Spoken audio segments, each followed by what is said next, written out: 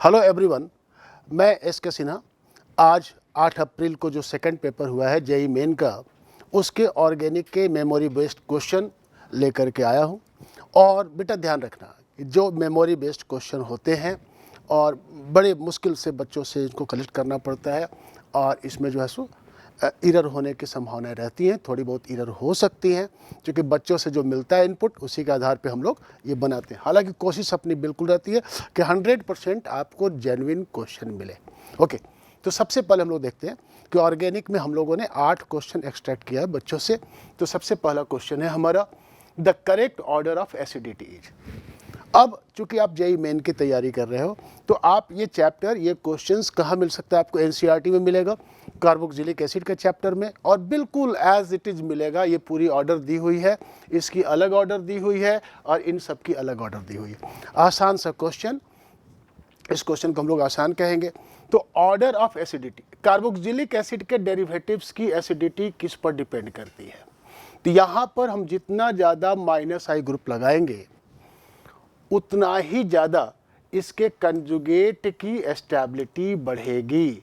Acidity का basic concept है कि आप इसका जो कंजुगेट बन रहा है, एसीटेट आयन बन रहा है, इसको आप जितना स्टेबल करेंगे एसिडिटी आपकी बढ़ जाएगी। तो बेटा सबसे पहले आप देखो CF3, यहाँ 3 फ्लोरीन लगे हुए हैं -I के लिए। तो फ्लोरीन का -I बहुत स्ट्रांग, और वो भी 3 लगा हुआ है, तो हम कह सकते हैं कि ये तो सबसे अधिक होगा। इसी तरीके से यहाँ पर आप देखोगे कि फ्लोरीन लगा हुआ, तो फ्लोरीन का -I ज़्यादा होता है दैन क्लोरीन, दैन ब्रोमीन। और एसिटिक एसिड में तो कुछ है नहीं। अगर हम कंपेयर करेंगे तो आप कंपेयर कर सकते हो कि यहाँ H है। तो कुल मिलाकर के आप, बिल्कुल सिंपल सा क्वेश्चन, यहाँ पर आपका आंसर क्या होगा कि सबसे अधिक कौन सा होगा? तो आपको ट्राईफ्लोरो एसिटिक एसिड। तो ए सबसे अधिक, ये 1 नंबर हो गया। 2 नंबर कौन होगा? फ्लोरो क्लोरो ब्रोमो में कौन सा होगा? तो फ्लोरो होगा। क्यों? तो -I ज़्यादा होता है। तब कौन सा होगा? क्लोरो होगा -I के कारण। तब उसके बाद ब्रोमो होगा, और फिर लास्ट में जब है ही नहीं, -I ग्रुप है ही नहीं, H है, तो ये हमारा 5वां हो गया। तो आंसर इज 1 2 3 4 5 ABCDE। ओके, तो इस तरह का जो ऑप्शन आप देखेंगे, कई तरह के ऑप्शन इस तरह से बने हुए थे इनको, तो इसी तरह का जो ऑप्शन है वो इसका करेक्ट आंसर है। ओके, नेक्स्ट हम लोग आगे बढ़ते हैं क्वेश्चन नंबर 2 पे। The correct order of rate of nucleophilic substitution reaction with aqueous NaOH is. यहाँ पर आप देख रहे हो कि 4 कंपाउंड दिया हुआ है, और इसमें ऑर्डर पूछा गया कि अगर हम न्यूक्लियोफिलिक सब्स्टिट्यूशन रिएक्शन कराएं एक्वस NaOH के साथ, तो इसमें ऑर्डर ऑफ रिएक्शन क्या होगा? तो बेटा ये क्वेश्चन थोड़ा अच्छा क्वेश्चन है, एरोमेटिक कंपाउंड का है। और यहाँ पर आपको अगर ध्यान दोगे तो आपको एक बात दिखेगा। क्या दिखने वाला है? इस बात को समझना कि जो दिखने वाला है वो ये कि यहाँ पर आपको दिख रहा है क्लोरो। तो सब्स्टिट्यूशन आप कहाँ करा रहे हो? तो एरोमेटिक रिंग पे करा रहे हो, क्लोरो की मौजूदगी में करा रहे हो। तो जब भी हम क्लोरो बेंजीन पे सब्स्टिट्यूशन कराते हैं, तो ऐसे सब्स्टिट्यूशन को कहते हैं न्यूक्लियोफिलिक एरोमेटिक सब्स्टिट्यूशन। OH- यहाँ आकर के अटैक करेगा, और यहाँ पर क्या बनने वाला है? तो ये क्लोरो हो जाएगा, यहाँ OH- हो जाएगा, यहाँ -4 जाएगा। तो बेसिकली क्या बन गया? तो कार्ब एनायन। यहाँ ध्यान देना, this is not a normal reaction.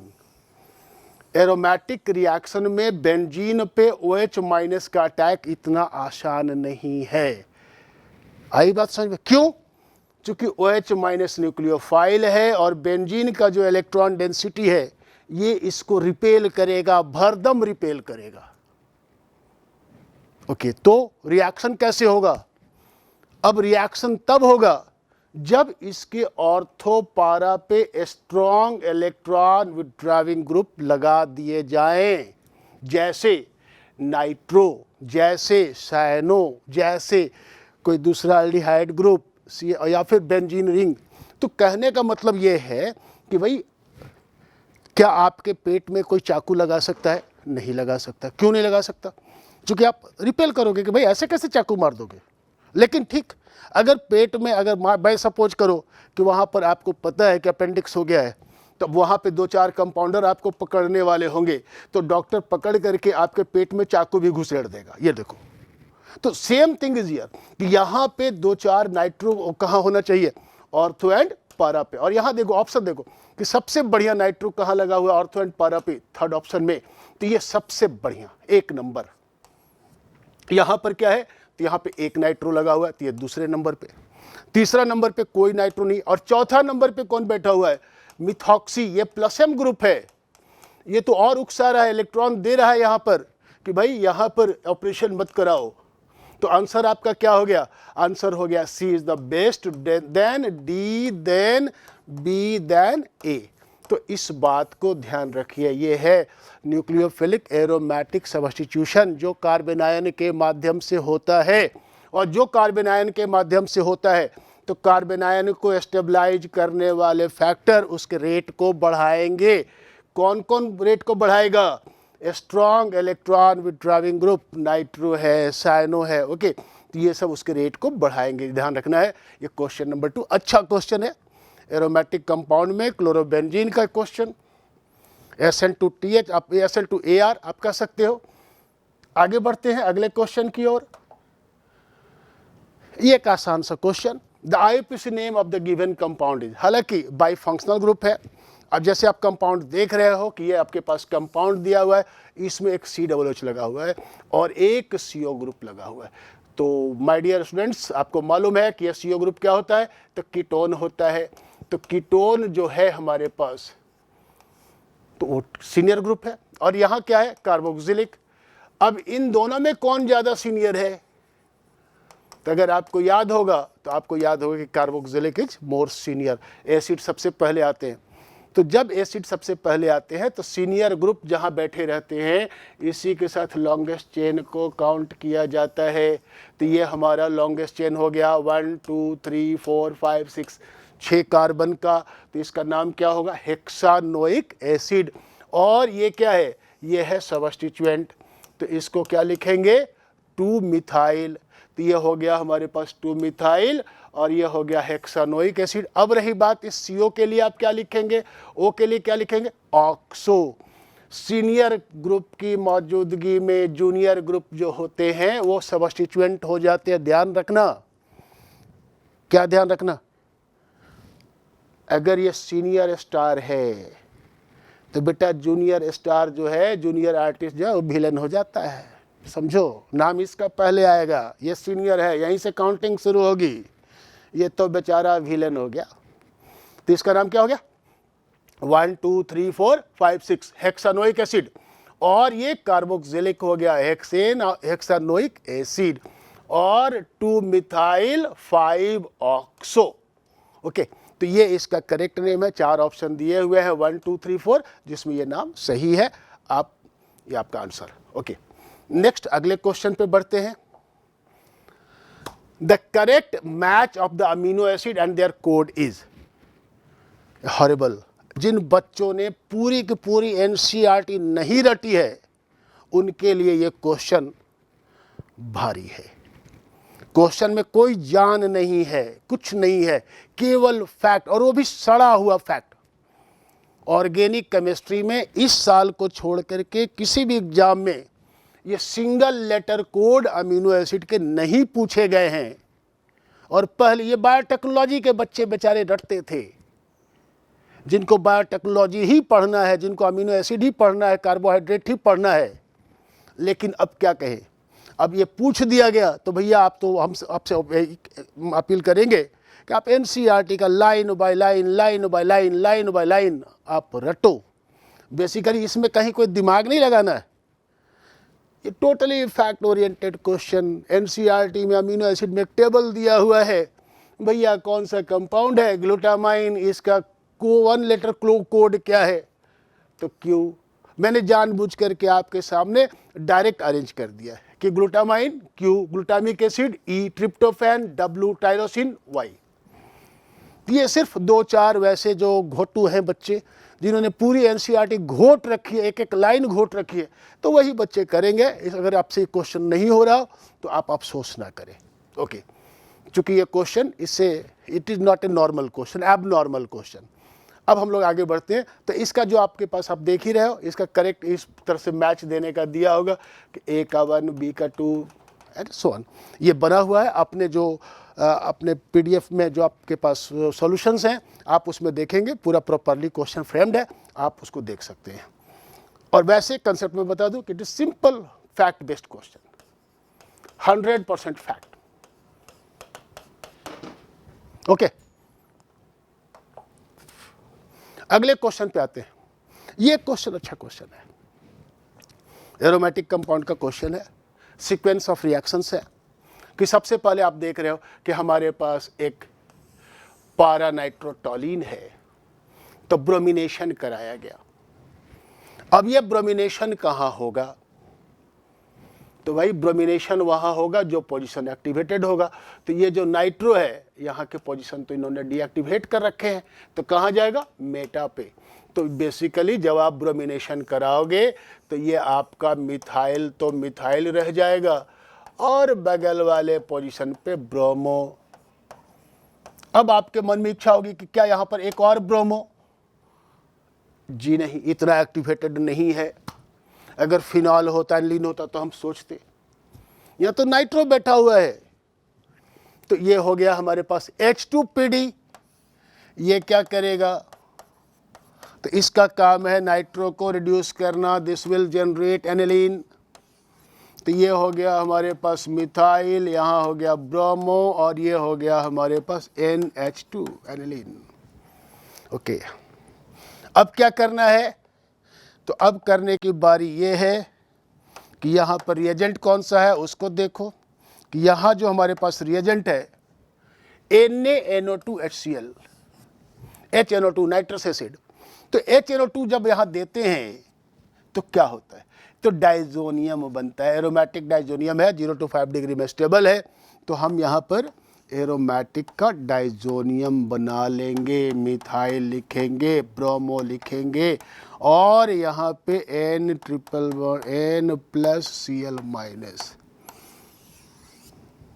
ये कंपाउंड हो गया थर्ड रिएक्शन के बाद। और फोर्थ रिएक्शन इथाइल अल्कोहल, तो ये भी totally fact oriented, basically this will be reduced. और यहाँ पर क्या हो जाएगा कि ये नाइट्रोजन यहाँ से एलिमिनेट हो जाएगा, यहाँ पे प्रोटॉन आ जाएगा, और आपके पास जो फाइनल प्रोडक्ट है ऑर्थोब्रोमोटोलीन बन गया। तो आप देखेंगे कि यहाँ पर दिस इज द आंसर। ये आंसर है। आंसर फिगर में जो 4 फिगर दिए हुए हैं उसमें एक फिगर मिथाइल है ना बना हुआ है, orthobromo methyl. Okay, that this is the answer. ये आपका सीक्वेंस ऑफ रिएक्शन है। ये सिंपल क्वेश्चन है, एरोमेटिक कंपाउंड का है, और 3-4 सीक्वेंस ऑफ रिएक्शन है। पहला नंबर आपने ब्रोमिनेशन कराया, दूसरा नंबर फिर आप हाइड्रोजनेशन करा रहे हो, नाइट्रो को रिड्यूस कर रहे हो, उसके बाद क्या करो? डाइजोनियम बना रहे हो NaNO2HCl से 0 to 5 degree Celsius. This is the approach. Okay, तो ये आपका क्वेश्चन नंबर 5। नेक्स्ट आगे बढ़ते हैं अगले क्वेश्चन की ओर। Which reaction is not used in the formation of ozone hole? ये भी एक अच्छा क्वेश्चन है तो फैक्ट ओरिएंटेड, स्टिल इसमें एक लॉजिक है, इन्वायरमेंटल केमिस्ट्री का क्वेश्चन है।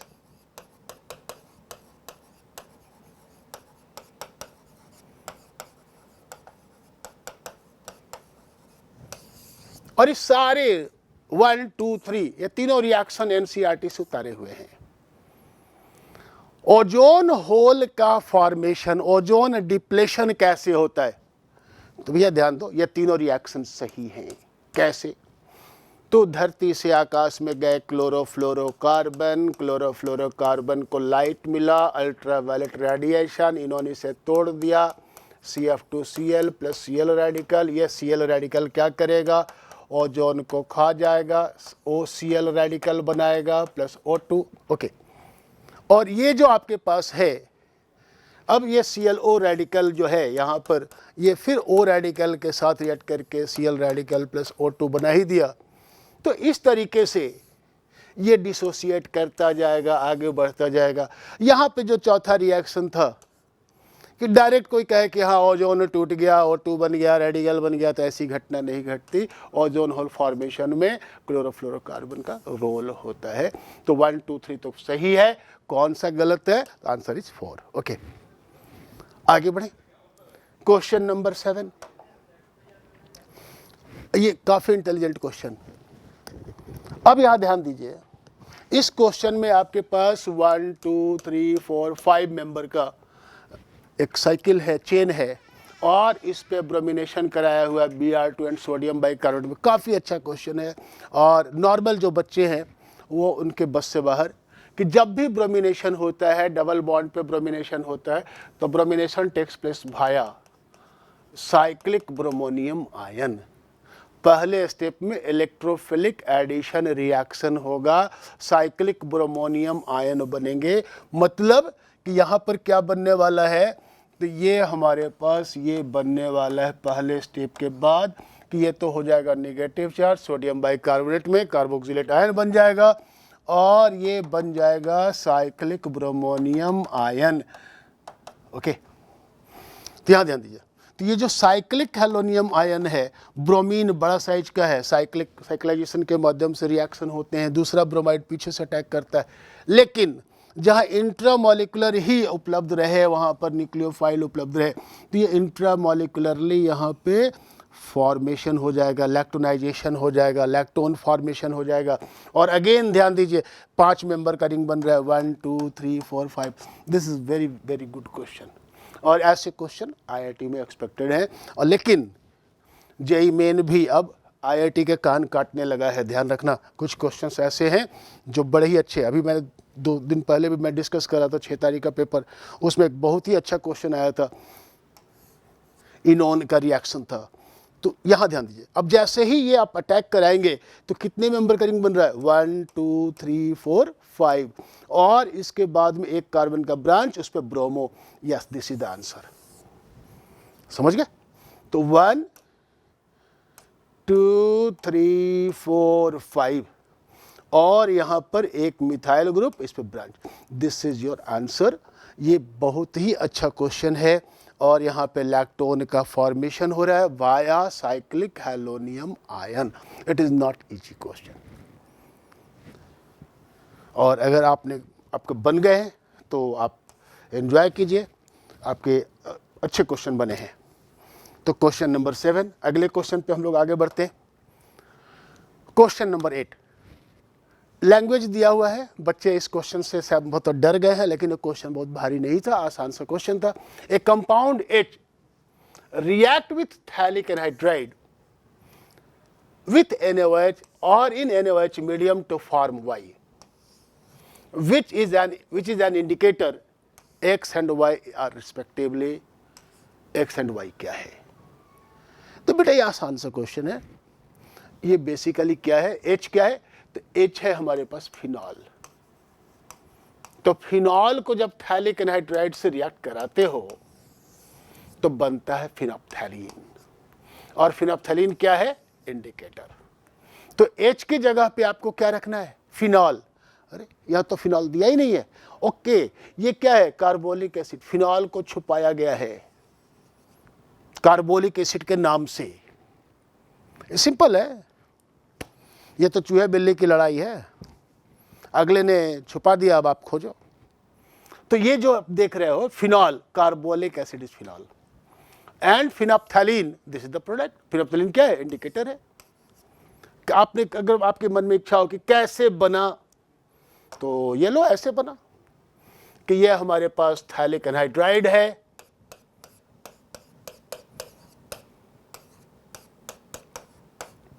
और यहां पर अगर आप फिनॉल ले लेते हो और अल्कलाइन मीडियम है, फिनोक्साइड आयन है, तो this is equal to phenoxide ion. Phenoxide ion यहां पर तो अपने पारा पोजीशन से ही अटैक करेगा। तो यहां पे ध्यान रखना कि कुल मिलाकर के आपके पास क्या बनने वाला है? इंडिकेटर। तो ये जो आप देख रहे हो, ये जो आप इंडिकेटर देख रहे हो, तो इस इंडिकेटर की क्या, एक मिनट में इसको बता दूं कि ये जो इंडिकेटर है, अब यहाँ पर ये क्या है? तो यहाँ पे ये आपके अल्कलाइन मीडियम में तो ये इस फॉर्म में हो जाएगा, क्विनाइड फॉर्म में।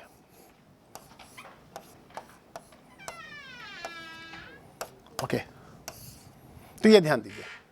तो दिस इज व्हाट फिनोप्थलीन। तो आसान सा क्वेश्चन था ये, जो क्वेश्चन है आसान सा है कि H क्या है, तो कार्बोलिक एसिड है, फिनॉल है, और थैलिक एनाइड्स के साथ क्या बना, तो वो बना फिनोप्थलीन। ओके, और इसी के साथ हम लोगों ने सारे क्वेश्चन डिस्कस कर लिए। I hope you enjoy this debate और डिस्कशन। ओके, और we will meet further in the next paper. Thank you.